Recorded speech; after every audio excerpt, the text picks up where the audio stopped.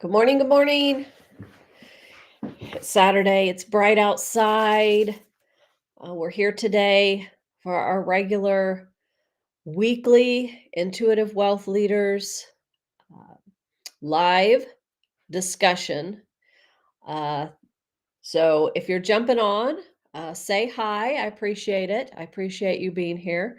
We're going to continue talking today about um, financial freedom and financial independence. We kind of started last week with an overview of that.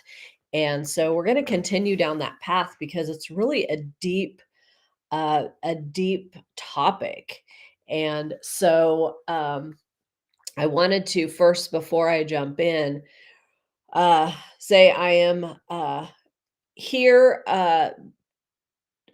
presenting or live streaming to multiple channels. So you may see me on Facebook, you may see me on LinkedIn, you may be seeing me on YouTube, wherever it is. Just drop in a comment, say hi. If you're catching the replay, drop in the comment, say I'm catching the replay. You can chat with me. I'm not sure that I have the chat set up yet, so I apologize if you do chat with me and I don't respond. I may not see it. So I am still trying to figure out some of the functionality that I have available to me here with the software that I'm using. So uh, the software may also require you to approve, allowing your chat to be shared or what you say to be shared. So if there is a something that pops up that says that you have to approve it, please do that if you want to share in the chat. So we're going to jump in and talk about diverse perspectives on financial independence. The last week we talked about financial freedom and really what that means and how that really is different to all people. That goal of financial freedom really does look different for any one of us. So it's not going to look the same for me, for you, or for anyone else. So the other thing is, financial independence is a little bit different than financial freedom. So, and I think financial independence probably comes before financial freedom. It's a piece of that. Um, but what does that look like for individuals?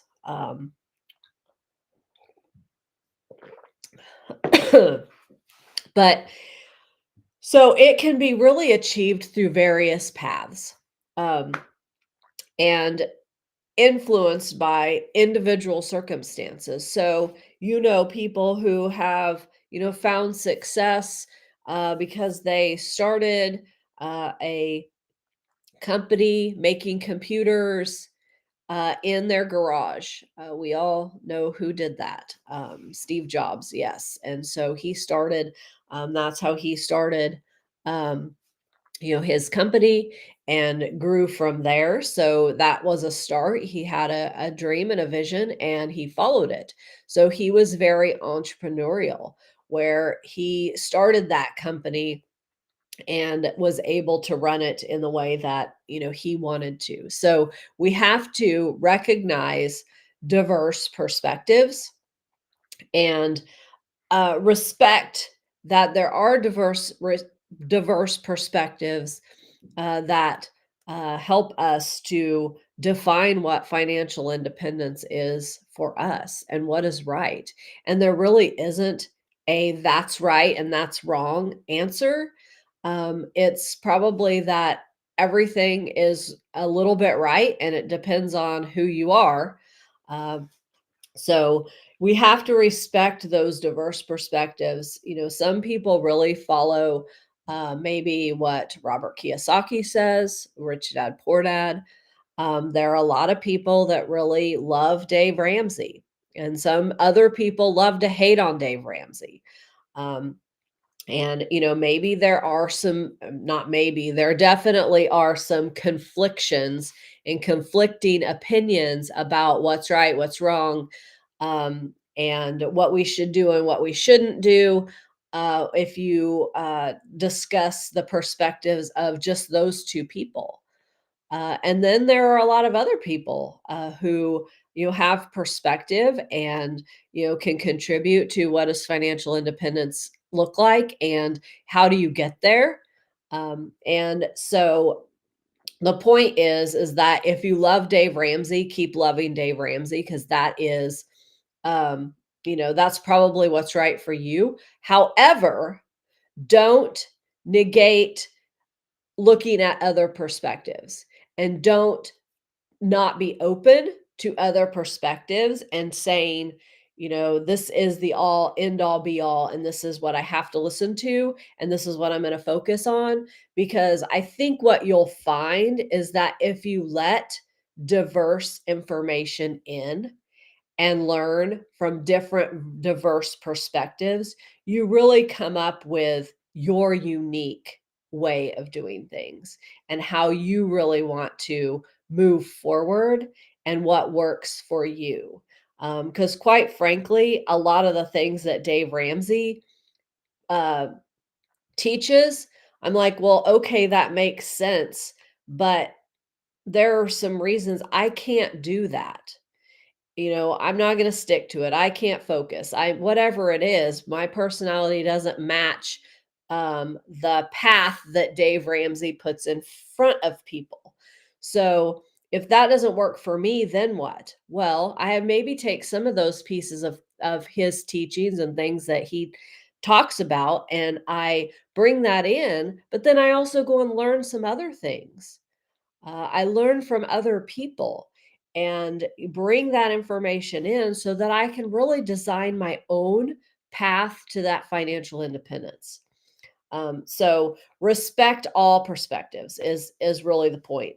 Um, and so there are a number of ways that people move towards financial independence, and they're all okay. So again, we like to judge and say, well, our way is the correct way, and we don't want to be like those people over there. And, so one way that we can achieve some financial independence is be an entrepreneur, start a business. Um, but what we know about that is that's not easy. You really have some grit and have a clear vision and path on where you're going if you're going to be successful.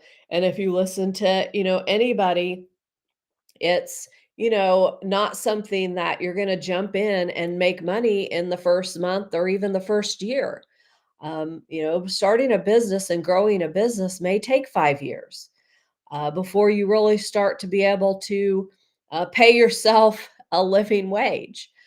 Because ultimately you're working for yourself and you're paying yourself. So that is, I think some people go down that path of starting that business and they get stuck in that place of what I call the solopreneur, where they are ultimately going out and they're doing a job and they are then paying themselves to feed their families or pay for their house or pay for their bills, whatever. So if you really think about that, how different is that than corporate jobs, where you're going and you're trading your time for money? That's what people talk about, is trading your time for money. So if you're trading your time for money, whether you're corporate or a solopreneur, you're still doing the same thing. Taking these certain actions, and you're getting paid for taking those certain actions.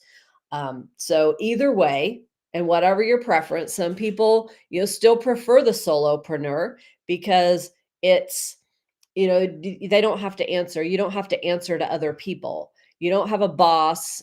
You are the boss. You can make as much money as you want, and then you can take the weekend off or whatever you want to do. So there's less baby red tape for you, and that's really what you prefer. Um, and, maybe for you, based on what your knowledge or skill set is, maybe that is a way that you could make more money than you could going to work in the corporate world. Because maybe a lot of those jobs are office jobs and you can't really do an office job or don't want to do an office job. So, Jeremy, for example, he really could never do an office job because he doesn't like to sit still. He wants to be up and moving around and doing things and working with his hands. And if you're one of those people who likes to work with your hands, you're not going to be successful going in every day, sitting at a computer and, doing, technical stuff. So think about that. Think about what your personality is and what you're good at and how you match that, and whether you go the solopreneur path or whether you go down the path of being um, a, a corporate employee. It really doesn't matter. So, but another way that you can really achieve your financial independence is you really become that corporate climber. And that's what a lot of people do. And they follow that path of, they go to college, they go out and they get a job, and then they start moving up in the corporate world, up those paths, and, in order to achieve success. And for some people, that's awesome. That is great. And they love that. And, there's value to them, and that's significant to them to be a leader in a company, a big company. And so, and we need people like that. We need people who want to be a corporate climber and who want to make businesses, big corporations, better for those of us who use them. And we can't always just dog on big corporations because we all use them. Every one of us, every one of us buys from corporations. Um, and that's how, but they may have started as a small company. The company I worked for started with, two people in a little office. Um, and it was kind of created by the owner company, and they created this LLC company, and put two people over there and said, here, we're going to give you these tasks to do, and this is what we want all of this stuff to come over to you. And from that, then it started to grow as a business and became its own brand, and grew, and then outgrew the little office, and moved to another place, and then finally had its own office and its own employees, and went to being ultimately a multi-million dollar company. So that's really how it starts. And those corporate climbers make that happen. That happens in the corporate world all the time. Excuse me. So, another perspective that we have to keep in mind is, and really respect, and I respect these folks uh, beyond measure, and really some days think, I really want to be that person, that minimalist lifestyle person, who prioritizes experiences over things, and prioritizes those personal freedoms over, the things that we want to have, or keeping up with the Joneses, or, the big house or the nice car, and those kinds of things. So, it is that minimalist lifestyle is, living with what you need, and not what you want, and being comfortable with that. So, I am a minimalist to a certain extent. I don't have like a lot of fancy stuff, a lot of fancy furniture. I've never spent money on that kind of thing. Um, I don't drive a fancy car. I have had new cars, but they're not fancy. I've driven Pontiacs and Chevys. I have a Cadillac now, but it was a used Cadillac when I bought it. But let me tell you, Cadillacs are made to last, so, my next car may be a Cadillac as well, because it's done me really well, keeping me on the road, when I need it most, and, I think it has, like, 188,000 miles on it or something like that, and I'm just gonna keep driving it because I don't wanna take on a car payment, and I don't wanna buy a new car right now. So, the other perspective that we need to consider in all of this is the side hustler. Um, and a lot of people are side hustlers. They have a job and they start a side hustle in order to grow. And ultimately, those folks may strive to be entrepreneurs, or they may not. They may uh, start a network marketing company in order to uh, add to their income so that they can save for college or whatever it is that they want to contribute. Maybe that network marketing income or side hustle income will help them go on vacation. That's what they use for vacation. um, and so those are folks who really are uh they accomplish a lot because they're able to go do a job all day long, work for somebody else, and then go home and work on their side hustle and make grow that side hustle into something that generates income, maybe passive income. A lot of people are selling digital products, creating passive income for themselves, and they're doing that on the side of their desk after work, after they've worked a full-time job that offers them benefits and a benefit package, 'cause that's important to people. They don't want to quit their job and not have a benefit package because maybe it's not the salary they're worried about replacing. Maybe it is the benefits. I know people who have kept jobs that they didn't like because they felt stuck because of the benefits. And so I'm seeing that door open a little bit with more opportunities and different kinds of products that aren't insurance for people. And so that is something that hopefully in the future, the world will change and we won't just all be dependent on getting insurance and having benefits through a job, that there will be other options. So I was actually just reading about Amazon Health the other day. And I'm not quite sure I understand it, but I know that they have telehealth. You get some um, basic coverage for basic things. I don't know how far that goes, but it sounds pretty awesome. And, something that people, might really benefit from. So, especially entrepreneurs or folks that don't have a benefits package from an employer.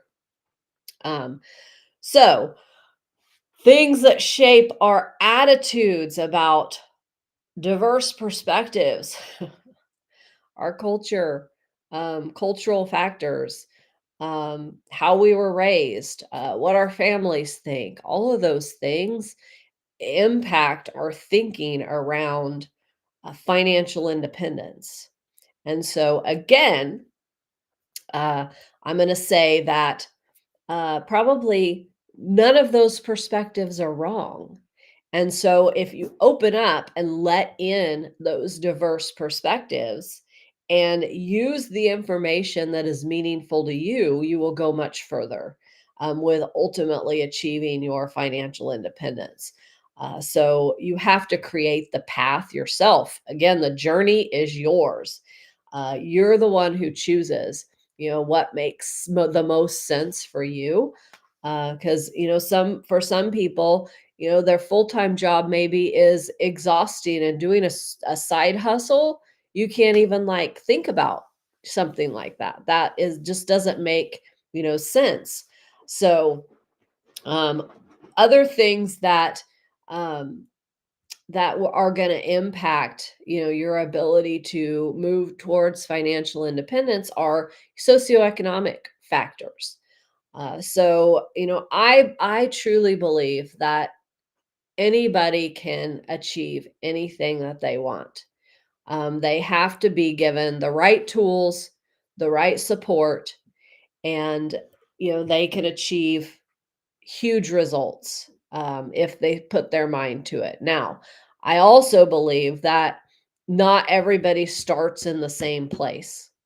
So, folks who are um, maybe living in rural areas, for example, may not move as far or as fast, on that path as somebody who grows up in the city where there's tons and tons of resources around them and enrichment. And I'm not saying anything bad about rural areas. I grew up in a rural area. Um, but what I found was that when we moved from out in western Kansas to Topeka, Kansas, Michaela and I, uh, she was 9 years old, I believe, and the school that she went to, which was actually a smaller school in Topeka, the options and the opportunities that were available to her, and the knowledge that was available to her that was not available to her in Hays, Kansas. There were also, a lot of opportunities in sports and different things that she could engage in that was not possible in Hayes. And one of those was soccer, which was what she excelled in. The downside was she was in dance and Hayes and she could do soccer and she could do multiple things. So she could be very diverse and be involved in all of those things because it wasn't really hard to run her from one place to another if she wanted to do all those things. When we moved to Topeka, everything was more expansive, further away. So I couldn't really get her from dance practice to soccer practice to whatever else she wanted to do.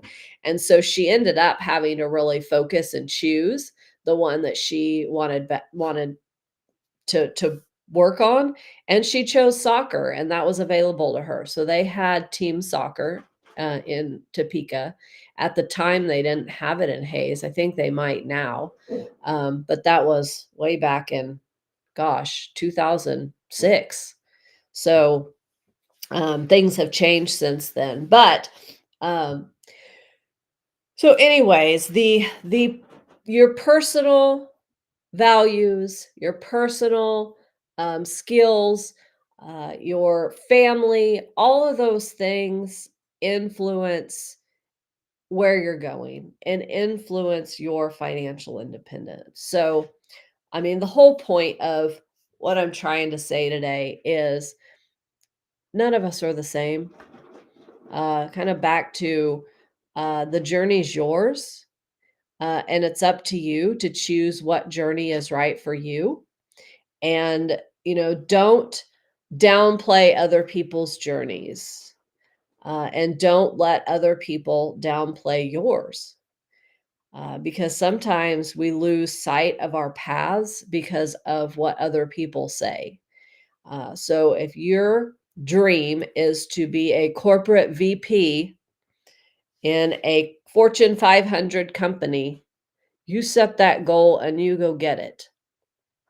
Now, don't let all the entrepreneurs tell you how awful that sounds and whatnot, because yes, to them it might sound awful, but it's your dream, not theirs. So who cares what they say? I see a lot of that. I see a lot of kind of perspectives and judgments against those people and those people, and we try to categorize people rather than just thinking about we are all individual and we are all on different paths, because that's really all that it's about. And so we can choose our path, we can change our path, and it really is up to us. And if we're on the wrong path, ask for help. Find people who can help you and who will help you and will help guide you towards your dream that you're really trying to achieve. So move away from all the naysayers, move away from all the noise, and find the people who will help you move towards the goal that you want to achieve.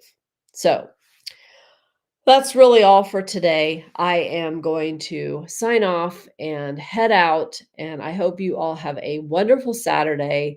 And I will see you back next week, same time, same place. And if there's other things that you want to talk about, let me know. We can actually get on here and have a conversation. I can bring other people on if you're interested. So let's keep the chat going, and I will see you next Saturday.